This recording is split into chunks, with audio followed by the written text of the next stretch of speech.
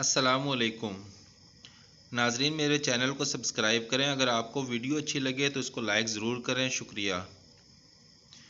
وہ بہت ظالم عورت تھی، اس کے ساتھ 2 آدمی تھے، سمجھ نہیں آ رہا تھا کہاں جاؤں۔ میرا نام کوثر ہے اور میں ایک پارلر کی مالک ہوں۔ میرے شوہر پرائیویٹ ملازم ہیں۔ میری کوئی اولاد نہیں ہے۔ میرے سسرال والے بہت اچھے مخلص لوگ ہیں جو کہ میرا اور میرے شوہر کا خیال رکھتے ہیں۔ میں کہتی امی میرے اولاد نہیں، اس لیے اس عاصم کی دوسری شادی کر دیں۔ امی کہتی ہیں بیٹا اگر عاصم کو اللہ نے اولاد دینی ہے تو وہ تم ہی سے ہوگی۔ میری نندیں، جیٹھ، دیور، سسر سب بہت اچھے ہیں۔ میری زندگی میں شادی سے پہلے جو کمی تھی وہی پوری ہو گئی۔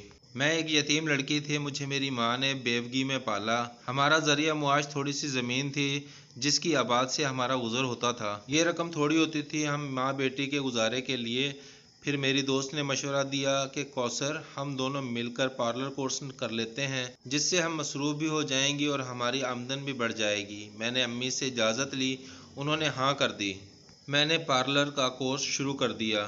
کورس کمپلیٹ ہی کیا تھا کہ عاصم کا رشتہ آ گیا۔ عاصم کی ماں نے آمدن کے بارے میں بتایا تو امی نے کہا کوئی بات نہیں، جو رب کو منظور، بس کمائی حلال کی ہو، تھوڑی سے کوئی فرق نہیں پڑتا۔ میری اور عاصم کی شادی ہو گئی اور میں آنکھوں میں بہت سے خواب سجا کر عاصم کی بیوی بن گئی۔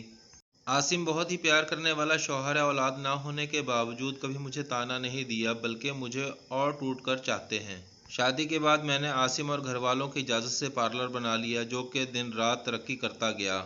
چھوٹا علاقہ تھا اور علاقے میں پارلر نہ ہونے کی وجہ سے میرا پارلر بہت چلتا تھا، اور ہمارے پاس باہر علاقے سے بھی عورتیں آتی تھیں۔ ان میں سے ایک پیرنی نور بی بی بھی شامل تھی۔ وہ جب بھی آتی کہتی اپنا علاج کرواؤ، میں خاموش ہو جاتی، لیکن ایک دن اس نے اپنا اصل مدعا پیش کیا کہ میں علم کرتی ہوں اور بانجھ عورتوں کا علاج کرتی ہوں۔ اس نے اصرار کیا کہ تم میرے پاس آؤ۔ میں نے ایک رات عاصم سے ذکر کیا تو وہ بولے امی کو ساتھ لے جاؤ۔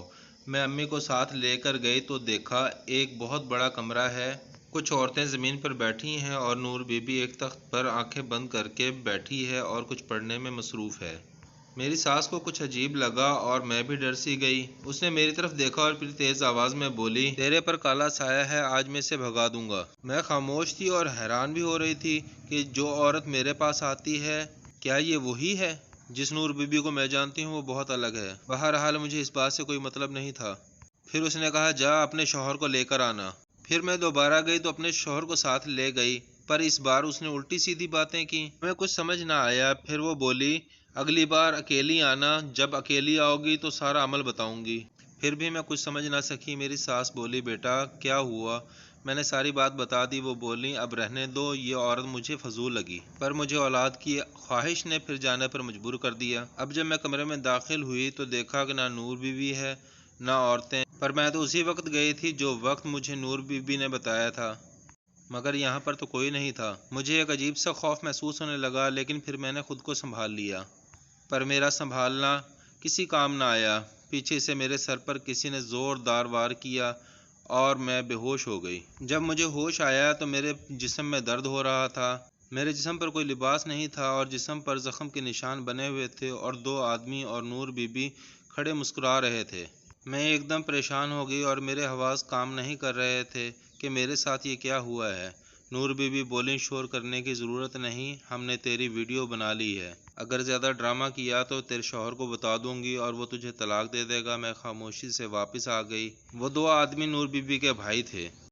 ویڈیو میں ان دونوں بھائیوں نے ہی میری عزت لوٹی اور پھر ہنس کر بولے اس کا شوہر نامرد ہے، اس لیے بچے نہیں دے سکتا، اب ہم سے اس کے بچے ہوں گے۔ انہوں نے زور زور سے ہنسنا شروع کر دیا۔ میرے لیے وہ وقت قیامت سے کم نہ تھا، جیسے مجھ پر آسمان ٹوٹ پڑا ہو۔ گھر پہنچی تو سب پریشان تھے کہ کہاں گئی۔ میری حالت دیکھ کر اور بھی پریشان ہو گئے، اور عاصم مجھے کمرے میں لے گیا اور میری ساس میرے لیے دودھ گرم کر کے لے آئیں اور بولیں دوائی کھا کر سو جاؤ۔ میں نے ہاں میں سر ہلایا اور خاموش تھی۔ عاصم نے کہا کیا ہوا؟ میں نے کہا ایسی کوئی بات نہیں۔ میں کچھ دیر عاصم کو دیکھتی رہی اور پھر پھوٹ پھوٹ کر رو پڑی۔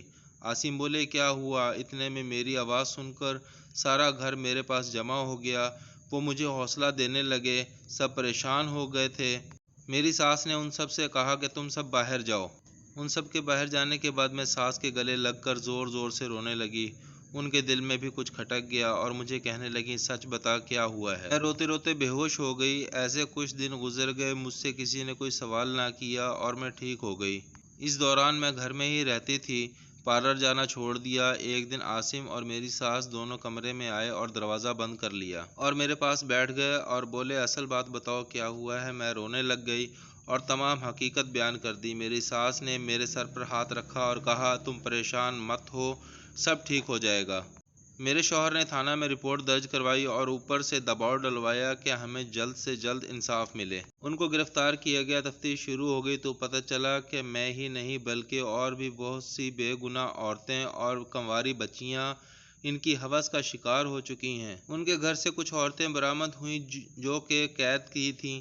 یہ وہی عورتیں تھیں جو ان کے گھر میں نور بی بی کے سامنے بیٹھی نظر آتی تھیں۔ نور بی بی اور اس کے بھائیوں کے خلاف ایک طاقتور کیس بن گیا تھا اور ان کو سزا ملنے سے کوئی نہیں روک سکتا تھا۔ مجھے گھر والوں نے حوصلہ دیا اور میری ساس نے مجھے بڑے پیار سے بٹھا کر سمجھایا بیٹا اولاد رب کی طرف سے ایک تحفہ ہے، ہمارے مقدر میں ہوا تو ہمیں ضرور ملے گی۔ تمہارے ساتھ جو کچھ ہوا اسے بھول جاؤ اور اپنی نئی زندگی شروع کرو۔ ہمیں ہماری کوثر بہت پیاری ہے اور اس بات کا ذکر آج کے بعد گھر میں کوئی نہیں کرے گا۔ میں آپ سب سے ایک بات کہنا چاہتی ہوں کہ جو غلطی مجھ سے ہوئی خدا را آپ نہ کرنا۔ کسی پیر یا پیرنی کے چکر میں نہ آئیں۔